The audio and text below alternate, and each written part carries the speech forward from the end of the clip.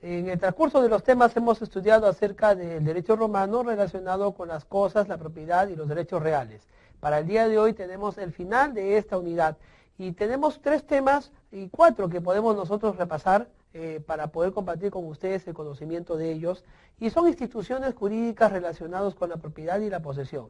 Vamos entonces a presentar el tema y a mostrar la primera diapositiva. Tema 4. Universidad Privada Telesub. La servidumbre, el derecho de superficie, la prenda y la hipoteca. En la primera diapositiva nosotros podemos encontrar el concepto de la servidumbre. Por un lado es una restricción a la propiedad y por otro es un derecho sobre la cosa de otro. Se distinguen 2 clases, la servidumbre personal, que se establece sobre una cosa mueble o inmueble, y la servidumbre real o predial, que solo puede existir en provecho de un fundo de tierra sobre otro fundo. Esto quiere decir que la servidumbre como institución jurídica es un límite a la propiedad. Si bien es cierto, la propiedad es absoluta para los romanos, sin embargo, está limitado en tanto la propiedad pueda servir a la propiedad de otro. Por eso se dice que hay dos dimensiones acerca de la servidumbre. Y también se dice que de alguna forma, ¿no?, es ejercer actos de propiedad sobre una propiedad ajena. El caso y el ejemplo más común es aquel en el cual un romano tenía que cruzar el terreno de otro para poder tener acceso directo al suyo. La servidumbre en este caso lo da el terreno servidor, que será el primero, y el último terreno será aquel a quien se le sirve. En este caso, por ejemplo, el romano que tenía que pasar al final de sus tierras tenía todo el derecho de pasar por el terreno de aquel. El derecho de superficie, según la diapositiva, entre los romanos era diferente. En realidad, la superficie es el derecho de gozar a perpetuidad, o por lo menos durante un largo tiempo, de una construcción establecida sobre el terreno de otro. Es un derecho acordado por el pretor. Es decir, será el pretor quien señale el derecho de superficie. No podía el propietario ejercerlo solamente, tenía que tener cierta formalidad. El pretor tendría que indicar cuándo se ejerce o no un derecho de superficie. El derecho de superficie hacía que el propietario pudiera gozar de todas las construcciones que estuvieran encima de su terreno. También, si el propietario quería, podía ceder ese derecho de superficie a otra persona y podría otro romano hacer uso de esas construcciones. Por eso se llama superficie. En este término vamos a entender cómo se constituía un derecho de superficie. En la diapositiva que estamos viendo podemos leer lo siguiente. El pretor acuerda un interdicto de superficie al superficiario para mantenerlo en posesión.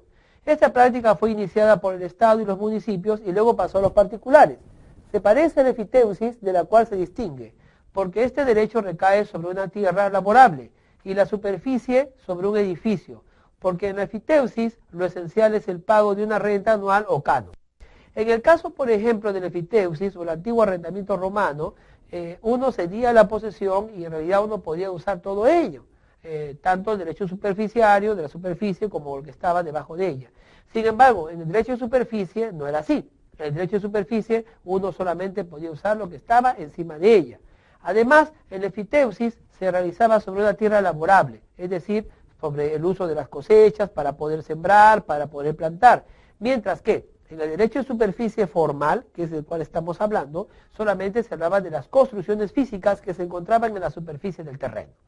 Vamos entonces a ver de qué manera se podía extinguir este derecho de superficie.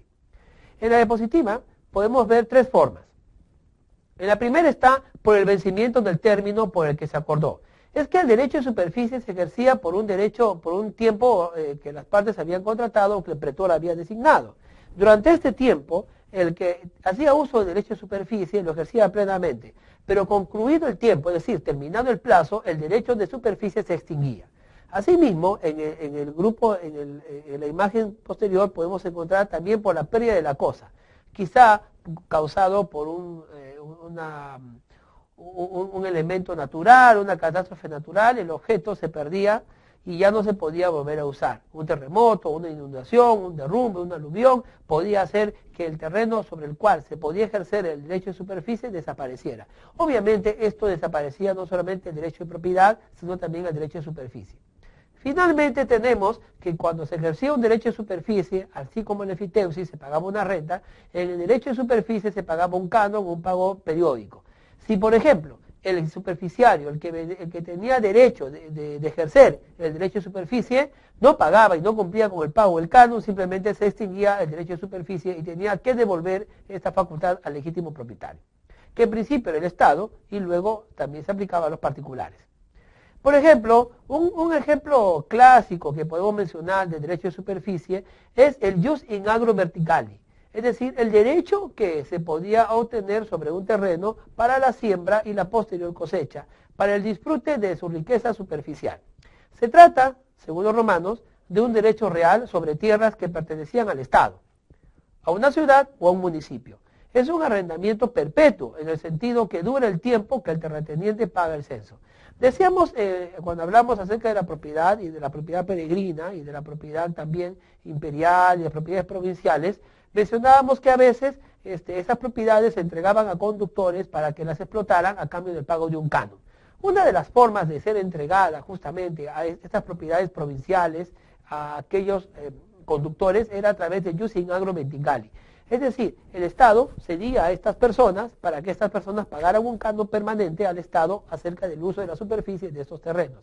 En principio, tenemos que entender que el Estado ejercía las facultades de propiedad sobre todas aquellas propiedades, terrenos, predios y tierras que no pertenecían a particulares. Este hecho era importante porque permitía que la tierra no quedara en abandono, sino que ciertos latinos o ciertos ciudadanos romanos opresores podían ejercer y trabajar en estos lugares a manera de terratenientes. Ellos sembraban, hacían grandes cosechas y le pagaban al Estado romano por el uso de estas tierras. En realidad, como ya explicábamos, el derecho de superficie es un derecho de tiempo amplio, de tiempo largo, y obviamente al ser de un tiempo largo, el derecho de superficie era muy disfrutado por aquellos que lo ejercían. La enfiteusis. ¿Qué es la enfiteusis? La enfiteusis en el Bajo Imperio, ¿no? Tuvo su mayor desarrollo. Los emperadores tomaron el hábito de dar en arrendamiento muy larga y a perpetuidad las tierras lejanas sin cultivo, del patrimonio de la corona mediante pago de un canon. Este contrato fue muy empleado por los griegos, del cual se origina. El emperador Zenón le dio la fisonomía de un contrato especial, que no era ni venta ni simple locación. Tenemos que explicar entonces que la enfiteusis sería el arrendamiento primitivo, el arrendamiento que solamente podía ejercer el Estado y que luego pasó a ser de uso de los particulares para tierras lejanas al imperio y lejanas al dominio del imperio y a la directa supervisión del emperador o de sus gobernadores o de sus funcionarios. En este caso entonces solamente se le exigía a la persona que estaba ejerciendo la enfiteusis que pagara un canon mensual.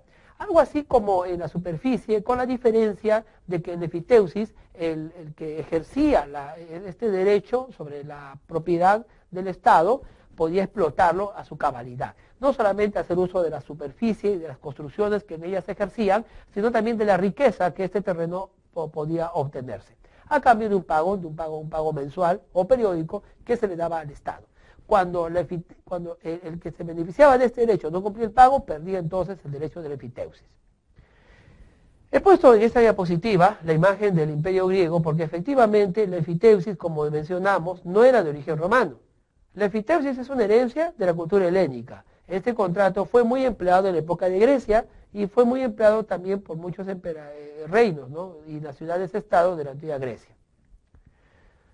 Fuera de la enfiteusis y también de las otras instituciones que tenemos de la propiedad, tenemos el derecho de prenda y el derecho de hipoteca. El derecho de prenda o hipoteca en realidad no son derechos e instituciones principales. En realidad los entendidos, y así lo entendían los romanos, reconocían en estos derechos y en estas instituciones relacionadas con la propiedad, instituciones accesorias. Es decir, no se constituye una prenda ni se constituye una hipoteca sin la preexistencia de un contrato de obligación de hacer o de un contrato de obligación de dar o de pagar. La prenda y la hipoteca, como dice la diapositiva que les quiero mostrar, difieren de los otros derechos reales por un carácter accesorio. Suponen la existencia de una obligación cuyo cumplimiento se encuentra asegurado o garantizado en forma especial. La prenda.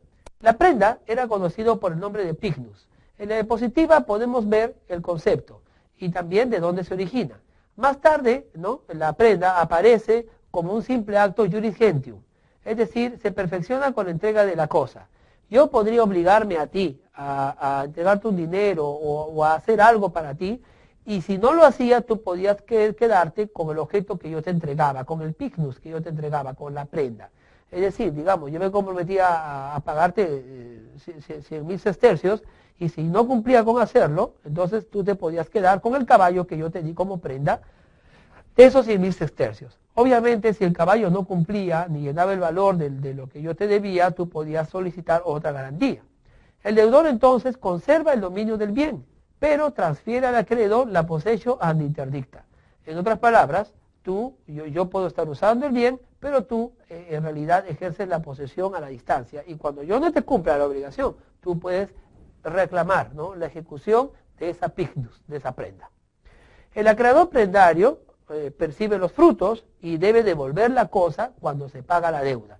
El pignus tiene los mismos inconvenientes anotados para la fiducia.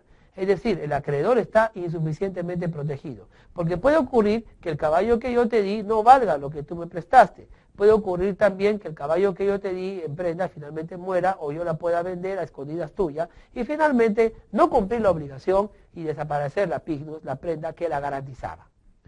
Sin embargo, contra la pignus o la prenda apareció otra institución relacionada con la propiedad, que por su naturaleza y sus condiciones y características especiales sí garantizaba muchas veces en su totalidad las acreencias o las obligaciones de dar y hacer que los romanos creaban entre sí. Estamos hablando de la hipoteca. En la diapositiva podemos ver el concepto de hipoteca para los romanos. Era para ellos un derecho real pretoriano sobre la casa de otro, que le confería al acreedor impago el derecho de poder entrar en posesión de esa casa y venderla, para hacerse pago preferencialmente con el precio de la venta. Es decir, un romano que te daba un préstamo de dinero podía exigirte la garantía de la hipoteca, que le daba el derecho de que en caso tú no le cumplieras, él podía entrar a esa casa, darle un valor y venderla hasta por el monto que tú le debías. Bueno, en realidad lo que ocurría, como él era el ejecutor directo, él se quedaba con todo, aunque ese todo valiera más de lo que realmente le debías, ¿no? Hay condiciones que los romanos establecieron para la formación y la validez de la hipoteca. No era una institución desordenada, por el contrario, era una institución muy ordenada. Vamos a ver en la diapositiva lo siguiente. En principio, entre los romanos, para constituir una hipoteca era necesario la existencia de una deuda que debía ser garantizada. No podía constituirse hipotecas por deudas a futuro, en realidad solamente tenía que haber una preexistencia de una deuda, de una obligación que cumplir, de dar.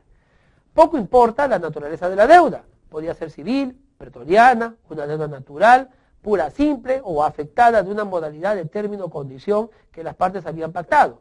No importa cómo haya surgido o cómo haya sido el origen de esta obligación, podía ser garantizada por una hipoteca. Y esta obligación tenía que ser preexistente a la constitución de la hipoteca romana. Puede constituirse, según vemos en la diapositiva, por la voluntad de la persona, también por testamento y también por voluntad tácita o legal. Vamos a desarrollar esta. La primera, entonces, es la constitución de la hipoteca en forma convencional, es decir, el simple pacto sin solemnidad. Era una cosa curiosa en el derecho romano, que no hubiera solemnidad para constituir una hipoteca, bastaba constituir el derecho real de la hipoteca. No era necesario la tradición para que se perfeccione. Por supuesto que el constituyente debía ser propietario y capaz de alienar. Yo no podía hipotecar la casa de mi vecino, ni podía hipotecar, darte a ti en garantía hipotecaria la casa de mi primo. Tendría que ser obviamente mi casa. En segundo lugar, la forma de constituir era también por testamento. Estaba limitada en un principio a que el testador quisiera dar garantía de renta vitalicia o de alimentos a un legatario. Luego se generaliza ya en el Bajo Imperio. Es decir, era posible que de repente el testador pudiera, fuera de lo que él ya dejaba como herencia, le sobraba algún bien, podía dar ese bien en garantía hipotecaria para favorecer a algún legatario. Al principio solamente estaba limitado a esto. Sin embargo, ya en el Bajo Imperio, ya cuando el imperio alcanzó su máximo esplendor, y con los emperadores y demás gobernantes del Bajo Imperio, ya esto cambió, y más bien se generalizó el uso de que yo podía constituir hipoteca mediante testamento. Obviamente, el acreedor, ¿no?, tenía que levantar la hipoteca si mis herederos o mis legatarios cumplían con la obligación en la cual yo en vida me había ofrecido a hacer. Finalmente, tenemos la constitución de la hipoteca por la vía tácita. En esta forma se constituye en beneficio de determinados acreedores, en razón de la costumbre o de la ley. Entre las hipotecas legales, por ejemplo, tenemos las siguientes. Vamos a hacer unos ejemplos y con esto tú me vas a entender tranquilamente. Primero, podía constituirse hipoteca entre el arrendador de un predio rústico sobre los frutos del inmueble. también una hipoteca entre el arrendador de un predio urbano sobre los objetos del locador. Podía constituirse hipoteca del fisco sobre los impuestos de los inmuebles. Es decir, si no pagabas el inmueble, entonces el Estado te ejecutaba la hipoteca por ese impuesto. La hipoteca creada por Justiniano en beneficio del legatario sobre la parte de la sucesión del heredero grabado con el legado. Estas formas y estos orígenes eran muy usados dentro del sistema romano. La hipoteca en realidad fue creado por Justiniano, fue perfeccionado por el emperador Justiniano, y algunos de sus efectos fueron el hacer nacer una acción, es decir, la vindicatio pignoris. La vindicatio pignoris consistía en el hecho de yo poder reclamar, ¿no?, que tú por favor cumplas con pagarme, requerirte el pago de tu obligación a cambio de yo ejecutar la hipoteca. Y finalmente el derecho in factum, que como todas las acciones reales, ¿no?, era ejercido por el acreedor. Desde este punto de vista, la in factum y la vindicatio pignoris era de alguna manera una forma arbitraria de ejecutar la garantía. La hipoteca fue creada por Justiniano o perfeccionada por Justiniano en el Bajo Imperio, pero ya existía desde parte del Alto Imperio.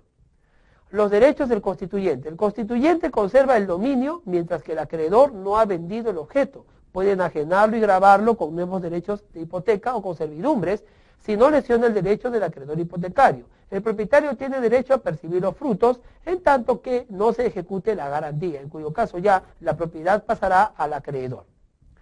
El acreedor hipotecario no puede reducir a lo siguiente. Por ejemplo, el derecho de ejercitar contra cualquier detentor del bien hipotecario la acción in rem hipotecaria. La acción in rem hipotecaria le daba un privilegio y le daba una facultad de tener prioridad sobre cualquier otra deuda establecida posteriormente. El derecho de vender la cosa hipotecada luego de tomar posesión de ella a los demás acreedores desprovistos de garantía real. Si el precio era inferior al monto que tú me debías, yo podía entonces trasladar parte de esos ingresos a aquellos acreedores que me seguían en la línea de sucesión de deuda. Esto se hacía mediante una acción llamada acción in factum o también acción pignoratia. La hipoteca se extinguía cuando, por ejemplo, el bien se perdía por algún suceso que no se podía evitar, o la acción de la naturaleza o la pérdida, ¿no?, mediante un terremoto, etcétera, de la garantía hipotecaria del bien que fue como garantía hipotecaria. Y finalmente, si es que yo, como deudor tuyo, que te había dado la garantía, cumplía con mi obligación, ya no había razón para seguir garantizándolo con mi propiedad. Por la confusión también en una misma persona. ¿Qué ocurría si, por ejemplo, yo te debía dinero a ti y luego tú, por alguna razón posterior, me debías dinero a mí? Obviamente mi garantía ofrecida a ti ya no vale porque tú no tienes garantía, ¿no? O sea, yo te debo y también me debes tú, esa confusión de deuda ya no era necesaria una garantía.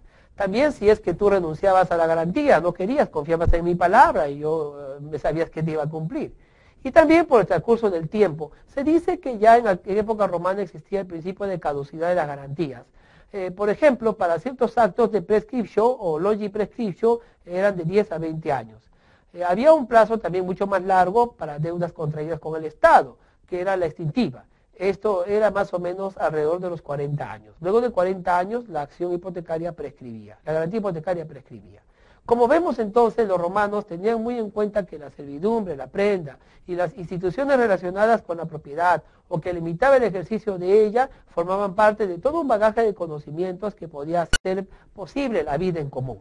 El derecho romano, la propiedad y los derechos reales relacionados con ella nos ilustran a nosotros el gran nivel de comprensión y organización que ellos habían conseguido a nivel normativo.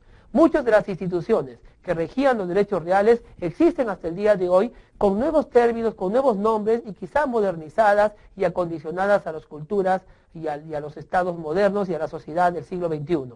Sin embargo, no podemos dejar de agradecer a los romanos el criterio que tuvieron para organizarlas, para ordenarlas y clasificarlas, para que nuestras culturas pudieran hoy en día, a través del derecho francés, a través del derecho hispano-español o hispanoamericano y a través también del derecho alemán, haya llegado a esta parte del mundo sus instituciones. Nosotros, como herederos del derecho romano, estamos nosotros conscientes de este legado. Te agradezco entonces por haberme acompañado en esta unidad y te invito a la unidad que viene, con la cual cerraremos los estudios de derecho romano con temas que nos van a fascinar.